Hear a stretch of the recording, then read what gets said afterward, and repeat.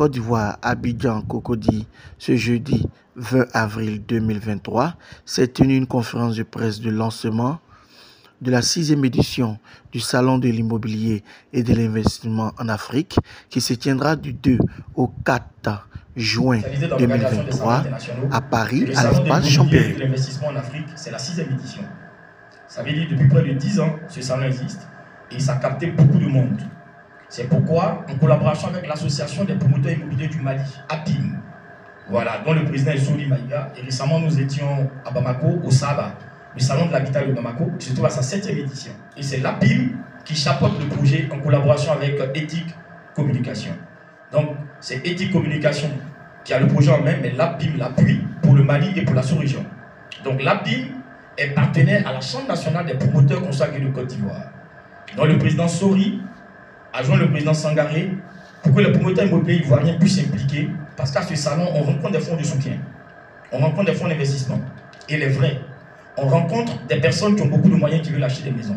On rencontre des personnes qui veulent acquérir du foncier. On rencontre également des banquiers d'affaires. On rencontre des personnes qui ont de l'argent, mais qui veulent savoir que le foncier dont vous parlez, vous l'avez vraiment vous. Et à ce salon, il y a eu plusieurs témoignages quand nous au Saba, de plusieurs promoteurs qui ont commencé à avoir des partenariats avec des Français, des Belges, des Luxembourgeois, des Américains, qui étaient allés au salon des immobiliers d'investissement en Afrique, à Paris. Et cette 6e édition, vous connaissez, c'est l'espace Champéry, c'est dans le 17e, c'est un quartier chic, voilà, on parle de nuit, donc c'est le cœur, pour ceux qui connaissent bien la France, c'est le cœur, c'est à la Défense, et c'est beaucoup d'argent. Voilà, donc le coût n'est pas trop donné, parce qu'il y a un autre salon qui va se tenir, ou qui se tient déjà, le coût c'est près de 6 500 à 7 000 euros, c'est différent de celui-ci. Alors qu'en termes d'envergure, celui est plus fort, vu que c'est la 6e édition. Alors que le SILAB, c'est la 1re ou 2e édition, c'est pas pareil. Donc, lui, il y a une institution parce que le ministère de l'Habitat de la France est représenté. Et c'est fiché là-bas, effectivement. Donc, c'est du vrai professionnalisme. C'est pourquoi le promoteur qui est là, M. Moussa Koulibaly, était à Paris, il a fait ça à Bamako et il est arrivé, il a dit bon, les promoteurs immobiliers qui participent, il faut qu'ils me connaissent, il faut qu'ils me voient. Voilà, c'est important. Si tous n'arrivent pas, il y a certains avec qui on a échangé par mail, à travers des liens, par WhatsApp, etc. C'est bien beau. Mais par respect, il faut venir quand même rencontrer des personnes pour qu'elles sachent que ce n'est pas du pipeau, c'est du réel. Et en la matière, c'est la chambre des promoteurs à laquelle c'est adossé, et c'est nous les points focaux. Voilà. Et je précise que Air France est partenaire, Orange France est partenaire. Eux, ils exposent également là-bas.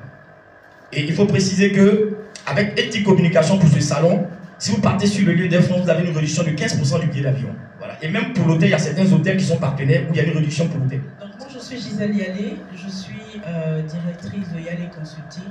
Yalé Consulting, c'est une structure organisatrice d'événements pour les promoteurs et constructeurs. Alors nous allons vers la diaspora présenter vos biens. Voilà, c'est ce qu'il faut retenir en fait, que ce soit en Europe ou aux États-Unis. Parce qu'on a une grande diaspora dans tous ces pays-là qui malheureusement ne peuvent pas toujours venir, mais sont très intéressés par tout ce que vous faites. Et ils sont au parfum de ce que vous faites aussi grâce à ces petites structures que nous sommes pour apporter en fait vos biens vers ces personnes. Alors cet événement, c'est un salon à y être en fait. Parce que vous savez, en tant que promoteur, constructeur, vous avez aussi un monde d'investisseurs qui sont à ce genre de salon. Ce n'est pas simplement avoir un stand, partager vos brochures, c'est aussi prendre des contacts, c'est aussi aller vraiment porter vos projets un peu plus haut que ce que la diaspora en elle-même.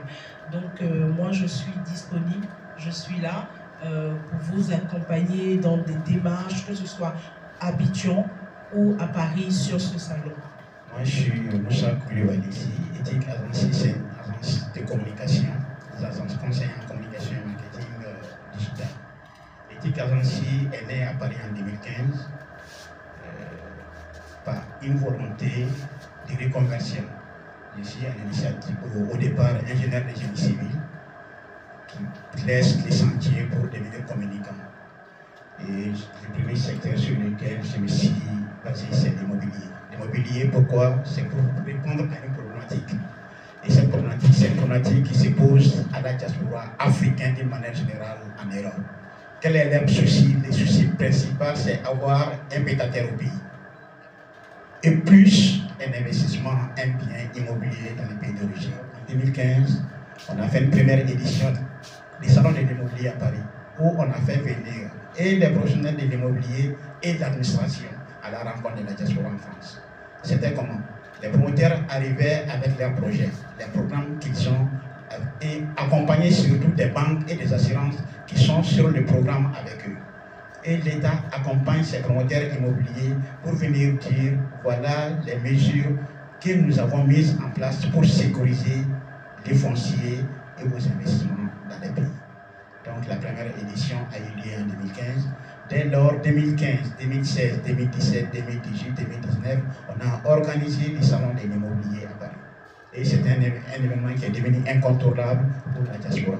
D'abord la diaspora malienne, qui est d'abord mon pays d'origine, qui en termes de nombre représente quand même la première communauté au-dessus du Sahara en France. C'est les répondants. La cible que nous visons à Paris, ce n'est plus la première génération, c'est les premiers migrés maliens en Europe. Non, et ils ont déjà construit. Ils ont déjà construit, ils ont déjà un patrimoine. La cible aujourd'hui, c'est leurs enfants, qui sont français, qui sont européens, ils ne sont africains que par la peau. Donc, ils ont des mots à la bouche. Non, pendant toute mon enfance, j'ai été privé de tout parce que les patères me disent qu'ils construisent au pays. Et finalement, on n'a rien retrouvé au pays. Un. Et deux, je ne fais plus me faire escroquer par les charlatans. Donc, je vais faire avec des professionnels. Donc, le choix était vite trouvé. C'est de trouver des professionnels pour les faire venir à leur rencontre. Au lieu qu'ils se déplacent, ils n'ont pas de temps. Quand ils viennent en Afrique, c'est pour les vacances et pour partir. Mais maintenant, ce sont les professionnels qu'il faut faire venir à eux sur place. Et dès lors, la solution trouvée, c'était de faire un événement et le répondant, c'était les salons de l'immobilier. Au-delà de ce premier aspect, le deuxième aspect qui nous a réconfortés dans notre choix, c'était que l'investissement n'a pas de frontières. L'investissement n'a pas de frontières parce que partout où l'investissement est rentable, les gens se déplacent pour aller investir. Les jeunes Maliens que j'ai rencontrés à Paris, ils investissent beaucoup plus aujourd'hui à Abidjan et à Dakar qu'à Bamako. Parce que c'est rentable pour eux. Ils s'en fichent du reste. Ça, c'est deux. Le troisième point, c'est qu'aujourd'hui, l'Afrique est pratiquement, comme on dit, l'espoir de ce 29e siècle. Tout le monde vient investir ici. Et les Africains eux-mêmes, ils sont bons. Il faut qu'ils soient d'abord les premiers acteurs de ce développement, d'investissement. Même si on n'a pas d'argent, on doit aller chercher les investisseurs ailleurs, mais il faut que les investisseurs s'appuient sur nous pour pouvoir investir ici. Ils ne peuvent pas venir avec leur argent et leur technologie et prendre l'argent et retourner. Il faut qu'ils s'assoient avec nous. Ça, ce sont les trois piliers sur lesquels les salons sont fondés et à dimension internationale. C'était tout simplement des salons de l'immobilier, mais on est allé au-delà de la simple construction de la promotion pour faire de l'investissement, pour faire intéresser d'autres pays et des professionnels, des industriels au secteur. Parce que quand on dit, quand les bâtiments marchent, tout va. Et les bâtiments, c'est ce que ça veut dire. Non seulement il y a une création d'emplois, il y a toutes les structures, toutes les industries qui participent. Aujourd'hui, en Afrique, d'une manière générale, c'est surtout les Chinois et les Turcs qui sont là. En plus de leur savoir-faire, peut-être de leur sérieux et de toutes les industries qui prennent, et pourquoi pas ne pas tirer profit de tout ceci. Donc du coup, les salons, on l'a posé. L'autre constat était le financement de l'habitat d'une manière générale.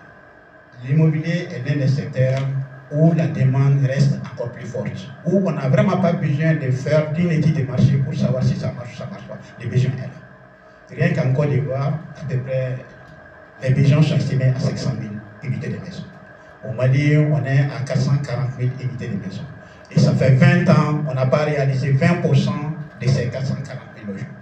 Donc en parlant du salon lui-même, le salon de l'immobilier de l'investissement en Afrique, comme on a dit, ce salon va rassembler plus de 10 pays.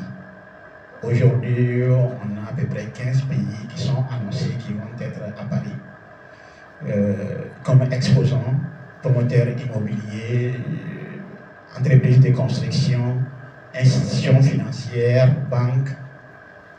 Ensuite, des investisseurs venant de la Chine et de la Turquie se sont annoncés, ils ont manifesté leur intérêt pour ce salon. Là, ils vont directement à la rencontre des exposants, des professionnels. En plus de ça, les visiteurs qui sont au bon nombre en France, nous attendons quand même entre 3 000 et 5 000 visiteurs sur ces 3 jours à Paris. À l'espace Saint-Péret, comme on l'a bien annoncé. Et cette année, on se déporte à l'espace Saint-Péret dans le 7e arrondissement de Paris pour plusieurs raisons. Dont la première, c'est d'abord l'accessibilité.